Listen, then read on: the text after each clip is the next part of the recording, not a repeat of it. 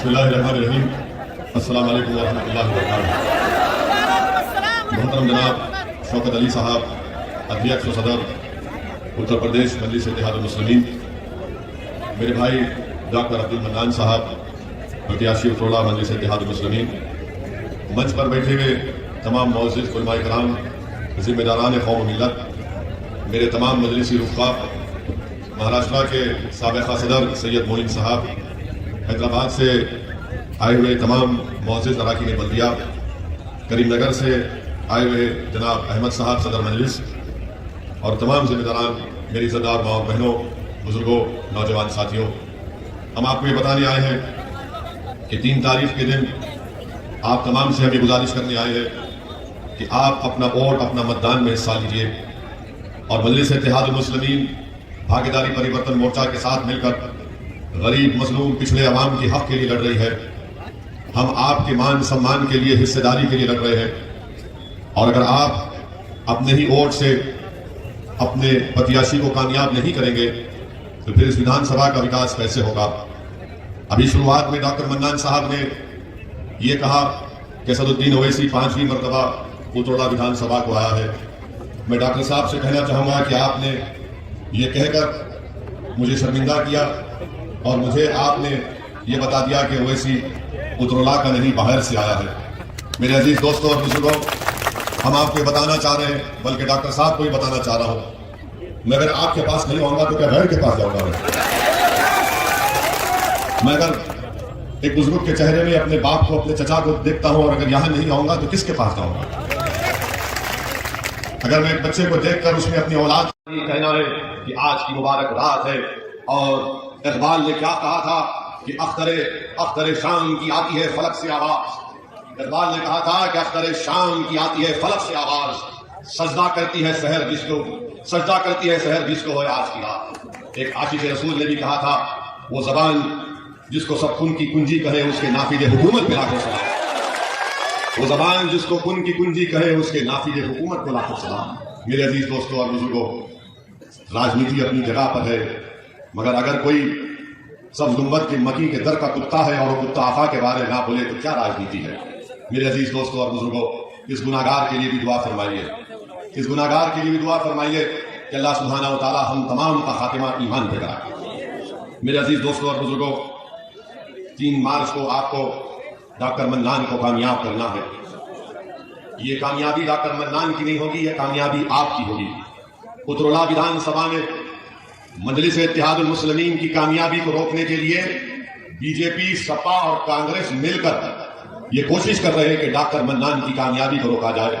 मगर मुझे यकीन है कि जो जमीन व आसमान का खालिक मन्नान है वो अब्दुल मन्नान को जरूर कामयाब करेगा। अपने नबी के रस्ते में निकालना होगा। तमाम लोग मिल लो, जितना मिलना है मिल लो, मगर फैसला तो रब्बे करीम करने वाला है। ओवैसी की तकरीर से लोगों के दिल बदल नहीं जाते, वो तो सदका है कि अल्लाह ने अपने हबीब के करम में, उनके सदक़े में लोगों के दिलों में मजलिस की मोहब्बत को पैदा किया।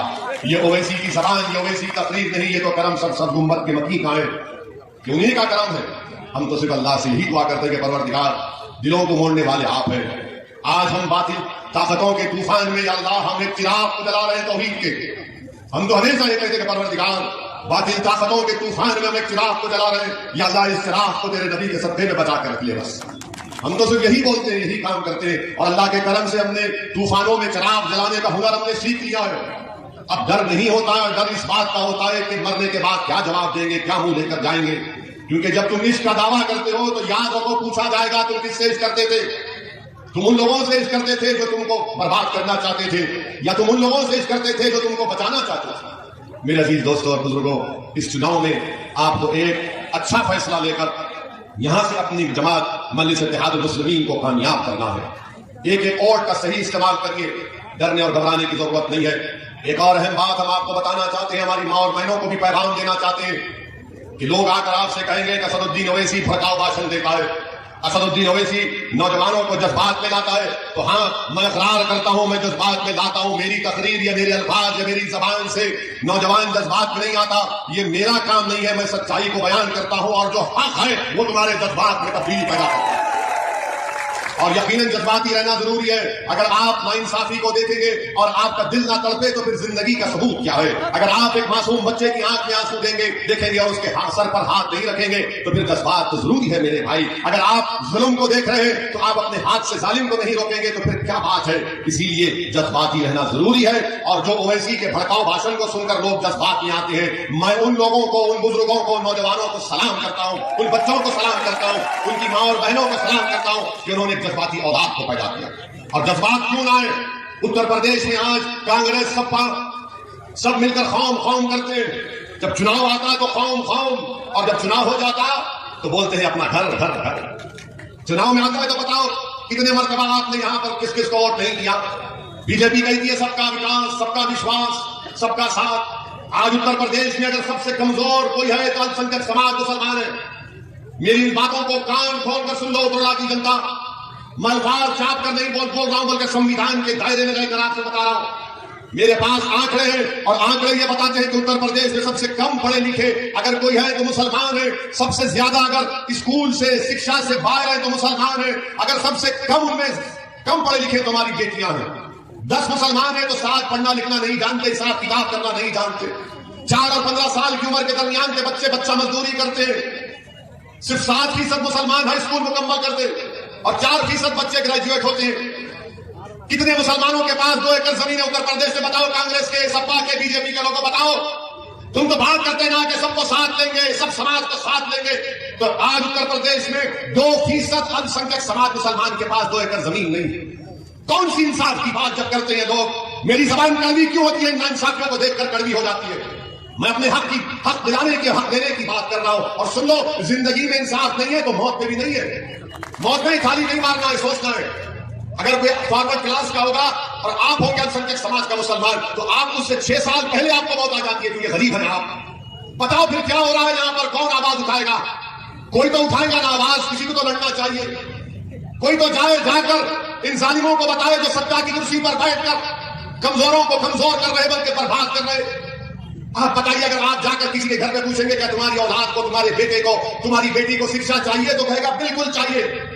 कहां पर आपने शिक्षा दी? बताओ योगी आदित्यनाथ। बताओ मोदी जी, आपने कहां पर स्कूल खोला? मैं जो आंकड़े दे रहा हूं, मैं बीजेपी को, योगी को चैलेंज कर रहा हूं।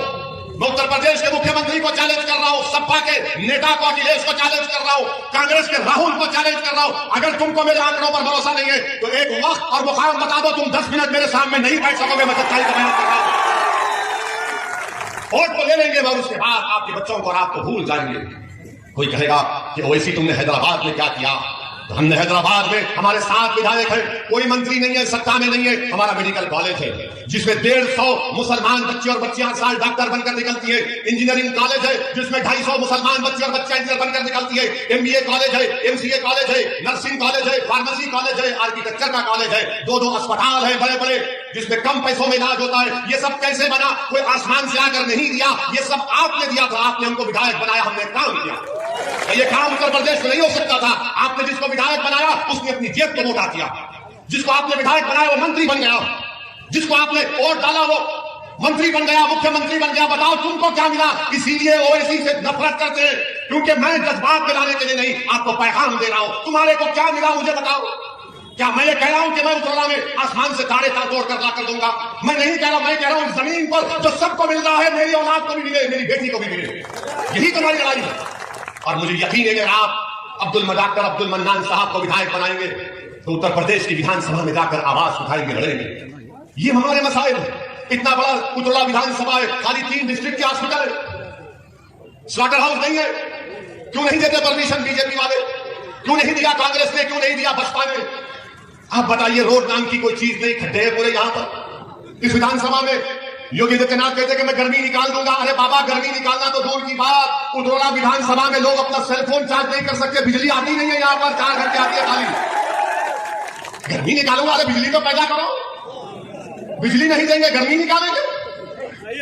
बिजली नहीं दिए बाबा और बोल रहे कि मैं मई जून में बर्फ लाऊंगा। अरे पहले बिजली लाओ। बाबा बोलते गर्मी निकालूंगा, मगर ये सांड क्या कर रहा है खेतों में रातों में? बाबा ने इनको छोड़ दिया, आशीर्वाद देके जाओ, खाओ, तुम्हारे बाप की जमीन खा लो। बाबा ने कहा तुम मेरे हो, तो सांड ने कहा बाबा हम भी तुम्हारे हो। बाबा ने कहा तुम्हारा मेघ है, जाओ जाओ खेत साफ कर दो, किसान को बर्बाद कर दो, मैं हूं ना, ज्यादा कोई बोलेगा तो ठोक दूंगा। आप बताइए, आप देश के प्रधानमंत्री को 7 साल के बाद मालूम हुआ कि उत्तर प्रदेश में सांड का मसला। कितनी मन की बात बोली प्रधानमंत्री ने, मगर सांड की बात नहीं बोली। आज प्रधानमंत्री बोल रहे हैं कि आप 10 तारीख के बाद, प्रधानमंत्री कह रहे हैं, यकीन मत करिए मोदी है, लंबी लंबी छोड़ते हैं।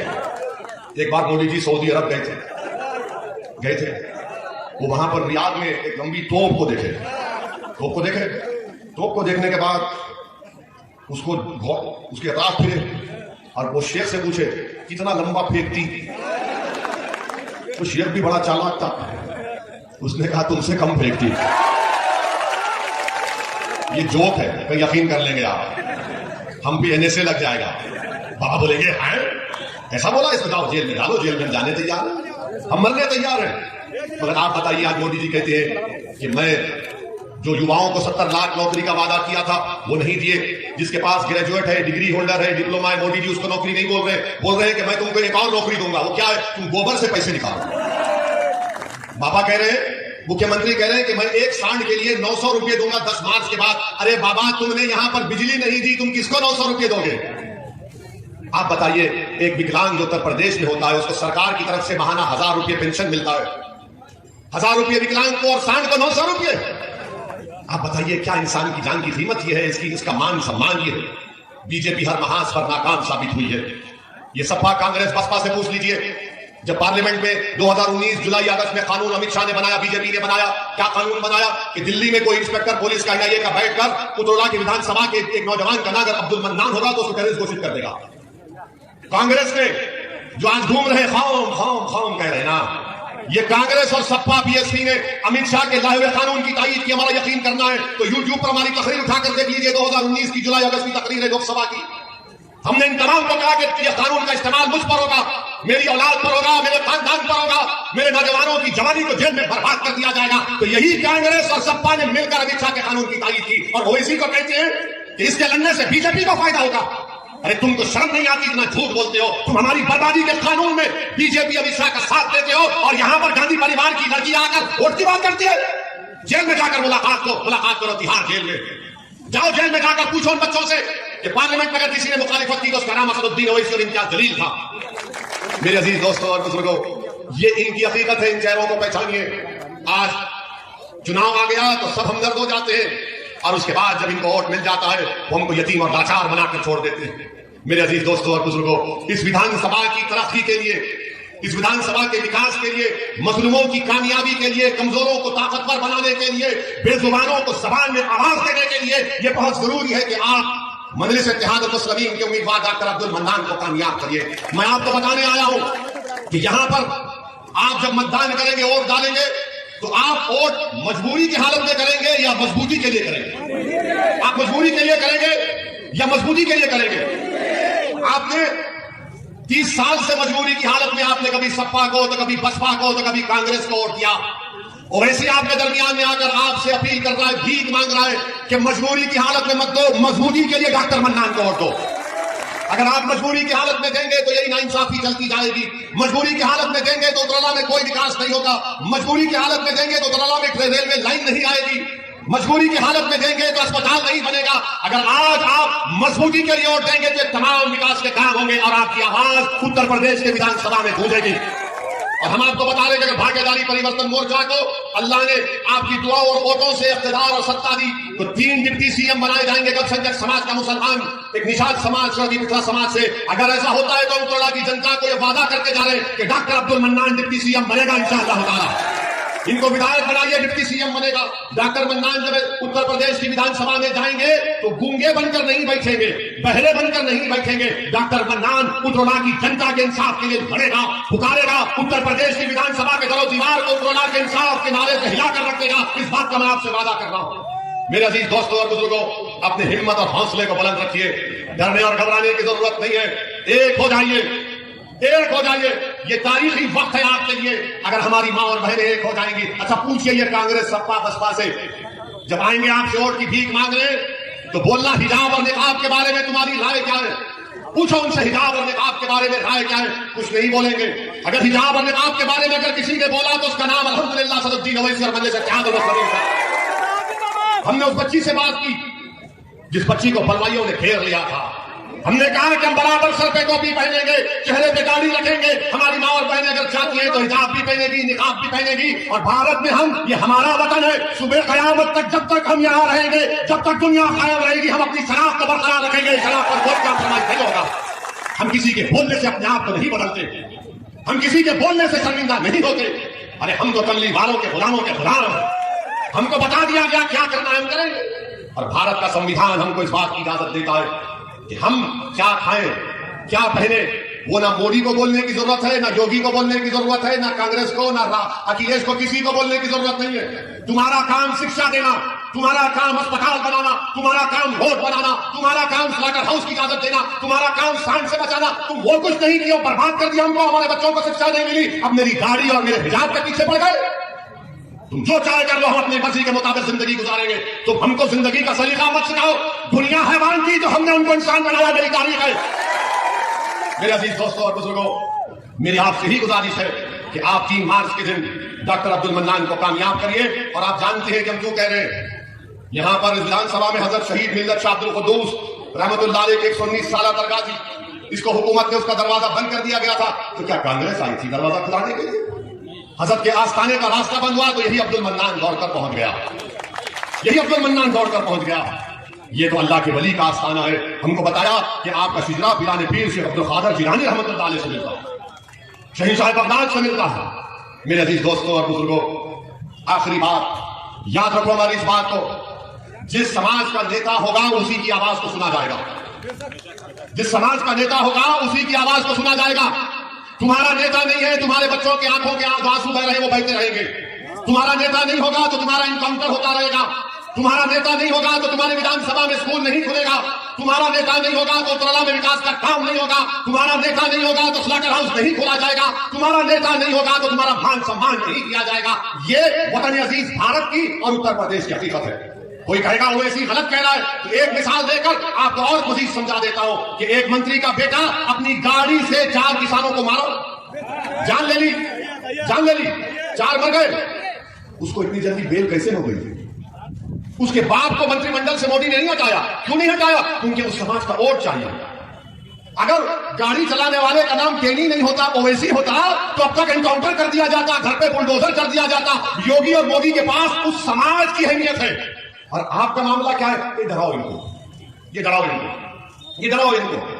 और हम सिर्फ वोट डालने वाले बन गए। अरे वो डर गए। अरे मेरे भाई, अब डरने की जरूरत नहीं है। हमने बचपन में सुना था कि अम्मा बोलती थी सो जाओ वरना गांव में शेर आ जाएगा। अब गांव में एक शेर आया आपके सामने। ये शेर तो अली है, शेर तो अली है, और अली के आल का सदका है कि ये खड़ा आपके सामने। अब डरने की जरूरत नहीं है। अब आपके पास विकल्प है, अब आपके पास एक ताकत है। और हम आपसे वादा कर रहे हैं कि डॉक्टर साहब ने जो कहा हम नहीं मानते, अरे अल्लाह हमको यहां पर 5वीं मर्तबा आने का मौका मिला। आप यकीन कर लीजिए, जब तक अल्लाह जिंदा रखेगा ओवैसी उत्तरला की जनता को आवाज आता रहेगा। बल्कि मैं तो आपके घर में आकर इंशाअल्लाह खाना खाऊंगा, कोई खिलाएगा हमको, मोटा हो जाऊंगा, इतना नहीं। हम आएंगे भाई। अगर मैं तुम्हारे घर पर आकर भीख नहीं मांगूंगा तो किससे मांगूंगा बोलो? मैं किसके पास जाऊंगा बोलो? मैं किसके पास जाऊंगा मेरे दोस्तों? अब आप ही को क्षमा जलाना है। हम तो अपनी जबान से हर चीज हम निछावर करने तैयार है। अल्लाह जानता हमारी नीयत को। हमारी गाड़ी पर गोलियां चलाई गई, लोगों ने कहा मत जाओ, तुम्हारी जान को खतरा है। हमने कहा हमको सिक्योरिटी नहीं चाहिए। अगर मरना लिखा हुआ है तो मरेंगे, मगर जब तक जिंदा रहेंगे मर्द की तरह रहेंगे, बुज़दिली के मजारे नहीं करेंगे। अगर मेरे मुझ पर गोलियां चलाने वाले ये समझ रहे हैं कि ओवैसी गरीब मजलूम पिछड़ों की बात करता है, उसकी जबान को बंद कर दिया जाएगा, तुम अपनी गोलियों से मेरी जबान को बंद कर सकोगे। मगर मैं जो पैगाम दे चुका हूं अल्लाह के करम से, वो पैगाम आपको आगे लेकर रहूंगा। और मैंने आपसे कह रहा था कि जिस समाज का नेता होगा उसकी आवाज को सुना जाएगा। मेरे सुनो मेरे दोस्त, तुमको शेर बनना है, तुमको शेर बनना है। जब कांग्रेस, बसपा, सपा, बीजेपी वाले आएंगे तो बहादुरी के मजारे करो, अपनी मां को शर्मिंदा मत करो। हशर के मैदान में तुम्हारी मां तुम पर फख्र करेगी कि हाँ, बातिल ताकतों के तूफानों में मेरे बेटे ने बहादुरी का रोल अदा किया था। 3 मार्च के जिसका नेता होगा, हमने कहा था ना, ये गांव नवाब मलिक साहब का भी गांव है। हमको बताया गया, डॉक्टर साहब ने कहा हमको डॉक्टर अब्दुल मन्नान साहब ने कहा कि धुसावा गांव इताए रामपुर में नवाब मलिक का गांव है। हमारी बात को गौर से सुनो। नवाब मलिक साहब राष्ट्रवादी कांग्रेस में मंत्री है ना? उन्हीं के पार्टी का डिप्टी सीएम है। उसके ऊपर करोड़ों रुपए का इल्जाम है सिंचाई के स्कैम के, करोड़ों रुपए का। और नवाब मलिक पे क्या इल्जाम है? 1999 में वो कोई जमीन खरीदे, जो कानून नवाब मलिक पे इस्तेमाल हुआ वो कानून 2003 में बना। अगर बेटा औलाद पैदा नहीं हुई तो उसका नाम रखवाली पैदाइश के बाद रखते हैं ना। तो ये कानून की पैदाइश 2003 में हुई। नवाब मलिक ने बेटा पैदा कर दिया 99 में, तो मोदी क्या कर रहा है कि नहीं 2003 में 99 में नाम रखा ही नहीं होगी, 2003 के कानून के तहत नाम रखा नहीं। और देखो आप, मोदी भी एक ही है, राष्ट्रवादी कांग्रेस के नेता भी एक ही है। वहां पर नेता का भतीजे पर इल्जाम था। अगर भतीजा गिरफ्तार हो जाता तो राष्ट्रवादी कांग्रेस महाराष्ट्र को रोक देती, मगर क्योंकि गिरफ्तार होने वाले का नाम नवाब मलिक था, इसलिए सब गूंगे बनकर बैठे, सब गूंगे बनकर बैठे। क्या नवाब मलिक पर इल्जाम लगा गलत है, झूठ है? और एक मिसाल देता हूं, आजम खान मंत्री थे, अखिलेश मुख्यमंत्री थे ना। मंत्री पर इल्जाम कि उन्होंने अपने मंत्रालय में किसी का गलत नौकरी पे रखा किसी को। आजम जेल में, मुख्यमंत्री हेलीकॉप्टर में फिर रहा है कि तुझ पर मेरी जवानी कुर्बान के बारे सुनते हुए। अगर मंत्री जेल में है तो मुख्यमंत्री जेल में क्यों नहीं है? क्यों नहीं है, सोचो आप। मैं भड़काने के लिए नहीं कह रहा हूं, सच्चाई बयान कर रहा हूं। अल्लाह मेरी जबान में इतनी तासीर दे कि मेरी आवाज आजम खान को जेल में सुनाई दे और नवाब मलिक को मुंबई में जेल में सुनाई दे। हम दूसरी पार्टी के अलग अलग पार्टी में है, मगर मैं नाम के नाम पर और नाइंसाफी के नाम पर अपनी जबान को नहीं रोक पाऊंगा। मुखालिफत करूंगा राष्ट्रवादी की, समाजवादी की, मगर जब सच्चाई की बात आएगी, सच्चाई यही है। मेरे अजीज दोस्तों और बुजुर्गों, मैं साथ ही साथ आपसे ये भी अपील करूंगा कि आज की रात आप नवाब मलिक के साथ अनवर हाशमी और आजम खान के लिए दुआ करिए कि अल्लाह अनवर हाशमी साहब को सेहत दे। और मेरे अजीज दोस्तों और बुजुर्गों, ये हिस्सेदारी की लड़ाई है, ये बराबरी की लड़ाई है, और इसमें आप हमारा साथ दीजिए। ये उत्तराखंड की जनता की विकास की लड़ाई, हमारा साथ दीजिए, सरपरस्ती करिए। अगर किसी से भी कोई गलती हुई तो माफ कर दीजिए, माफ कर दीजिए मेरे भाई। आपकी आवाज उत्तर प्रदेश के विधानसभा में सुनाई देनी चाहिए। हाँ, हमारे जाने के बाद इबलीस की औलाद यहां पर आएगी, इबलीस की औलाद आएगी, आगे बोलेगी ये ओवैसी तो बहुत बोल कर गया, मगर बीजेपी कांग्रेस, उनको एक ही जवाब देना, अब हम डरने वाले नहीं हैं।